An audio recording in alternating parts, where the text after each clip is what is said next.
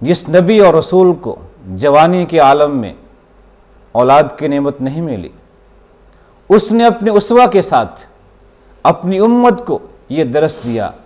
کہ اولاد دینے والی ذات صرف ایک اللہ کی ہے۔ نبی اور رسول جو انسانوں میں سب سے افضل اور برگزیدہ ہوتا ہے، اللہ چاہے تو اپنے اس نبی اور رسول کو بھی آزمائش میں ڈال دے، اسے بھی اولاد نہ دے، لیکن نبی اور رسول اللہ کے در کو چھوڑ کے کبھی کسی اور در پہ نہیں جھکتا، اللہ کے در کے سوا کسی اور جگہ اپنی حاجت کو پیش نہیں کرتا۔ حضرت زکریا کو رب ذوالجلال نے جوانی کے عالم میں اولاد نہیں تھی، خود بڑھاپے کے عالم میں پہنچ جاتے ہیں، سر کے بال سفید ہو جاتے ہیں، بیوی بانجھ ہے، اس عمر کو پہنچ گئے جس عمر میں اولاد نہیں ہوتی، لیکن رب ذوالجلال کی رحمت سے مایوس نہیں ہوئے۔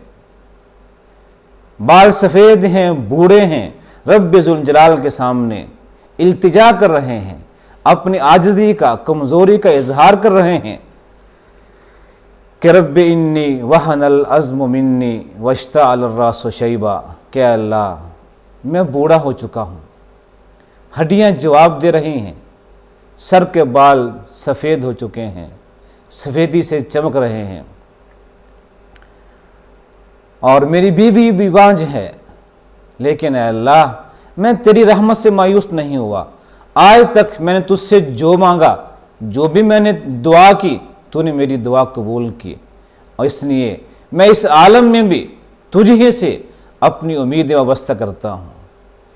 اور مجھے یقین ہے، میرا ایمان ہے کہ تو اس بڑھاپے کے عالم میں بھی اولاد دے سکتا ہے۔ یہ اولاد میں کیوں مانگتا ہوں؟ اس لیے کہ میں دیکھتا ہوں کہ میرے خاندان میں، میری قوم میں شاید ایسے لوگ نہیں ہیں جو میری دینی میراث کو، نبوت کی میراث کو سنبھال سکیں، اس میراث کے تقاضوں کو آگے پہنچا سکیں۔ مجھے ڈر ہے کہ میرے خاندان میں بھی اگر میری اولاد نہ ہوئی تو شاید یہ نبوت کی ذمہ داریاں، یہ نبوت کا پیغام اور ہدایات شاید میری قوم اسے آگے نہ پہنچا سکے۔ مجھے اس بات کی فکر ہے، اے اللہ مجھے ایسا وارث دے جو اس میری دینی میراث کا اور میرے جد امجد حضرت یعقوب علیہ السلام کی میراث کا وارث ہو اور اس میراث کو آگے پہنچائے۔ اپنی جائیداد کی فکر نہیں ہے،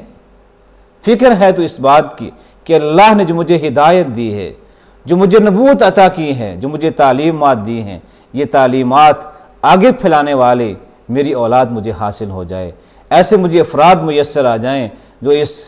نبوت کے میراث کو سنبھال سکیں، اسے آگے پہنچا سکیں۔ انبیاء کے باپ حضرت ابراہیم علیہ السلام نے بھی اللہ سے دعا کی کہ اللہ رب ہب لی من الصالحین، کہ اللہ مجھے نیک اور صالح اولاد عطا فرما۔ بوڑھے ہو گئے ہیں، بڑھاپے کے پہنچ گئے ہیں، ایک نہیں دو بیویاں ہیں، لیکن اولاد نہیں ملی،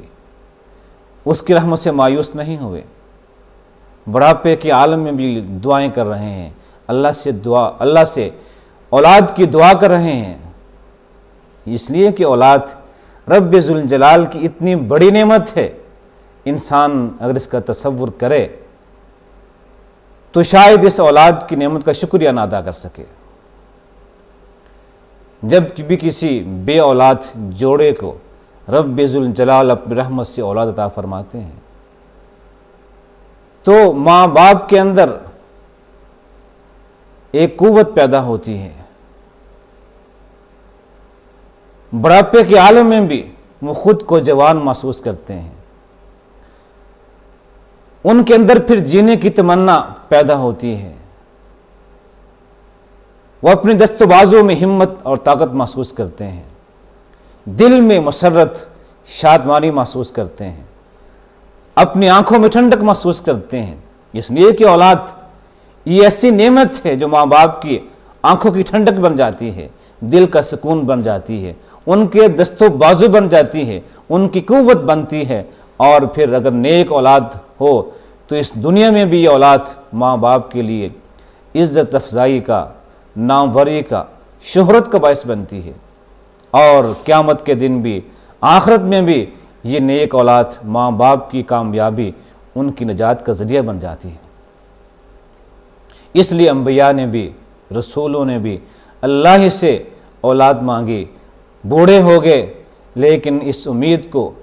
رب ذوالجلال کی رحمت کے ساتھ وابستہ رکھا، اس سے مانگتے رہیں، اور رب ذوالجلال نے بڑھاپے کے عالم میں بھی اپنے انبیاء اور رسولوں کو اولاد دے کے یہ درس دے دیا، یہ سمجھا دیا کہ لوگوں، اولاد دینے اور نہ دینے کا اختیار میرے ہاتھ میں ہے، میں جسے چاہوں اولاد دوں، جسے چاہوں اولاد سے محروم کر دوں، یہ میرے بس میں ہے، میرے اختیار میں ہے۔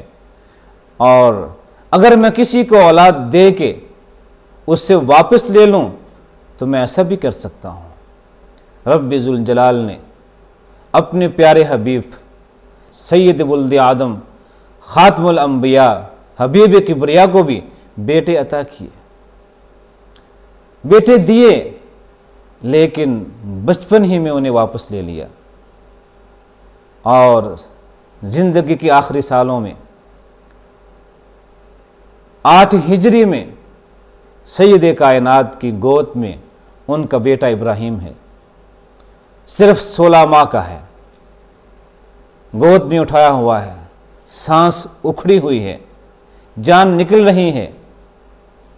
آزمائش ہے اس رب کائنات کی جانب سے، بڑھاپے کے عالم میں اولاد دی، بیٹا دیا، لیکن بازوں میں اٹھائے ہوئے ہیں، اور فرماتے ہیں کہ ابراہیم، رب ذوالجلال کے مقابلے میں میں کچھ نہیں کر سکتا، میں تیری جان نہیں بچا سکتا،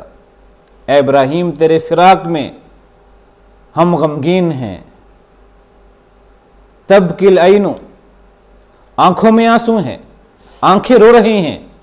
وَيَحْزُنُ الْقَلْبُ، اور دل پریشان ہے، غمگین ہے، وَلَا نَقُولُ مَا يُسْخِطُ الرَّبَّ، لیکن ہماری زبان سے کوئی ایسی بات نہیں نکلے گی جو ہمارے مالک کو ناراض کرنے والی ہو۔ یہ نعمت دی، اس نے دی، اس کا شکریہ ادا کیا، اس نے نعمت لے لی، اس کے فیصلے پہ ہم بھی راضی ہیں، جس چیز پہ ہمارا خالق مالک راضی ہے ہمیں اس فیصلے پر راضی ہونا چاہیے۔ اولاد دی، اس نے دی، اس کی نعمت تھی، واپس لے لی، اس کی رضا ہے، اور اس کی رضا پہ ایک مسلمان کو ہمیشہ راضی رہنا چاہیے۔ آپ نے بھی اسوہ دیا اور بتا دیا اپنی امت کو کہ اولاد دینے والی وہ ایک اللہ کی ذات ہے، اسی سے اولاد مانگو، اگر وہ اولاد دے اس کا شکریہ ادا کرو، اور اگر وہ اولاد دے کے واپس لے لے تو تب بھی تمہاری زبان پہ نہ شکریہ کی کلمات نہیں آنی چاہیے، تمہاری زبان پہ ایسی بات نہیں آنی چاہیے جس سے مالک اور آقا ناراض ہو جائے۔ یہ اولاد ماں باپ کے لیے بہت بڑی نعمت ہے، اس کے ساتھ ساتھ ایک بہت بڑی امانت بھی ہے، امانت رب ذوالجلال کی بھی ہے اور امانت قوم کی بھی ہے، صرف نعمت نہیں بلکہ نعمت کے ساتھ ساتھ یہ بہت بڑی امانت ہے۔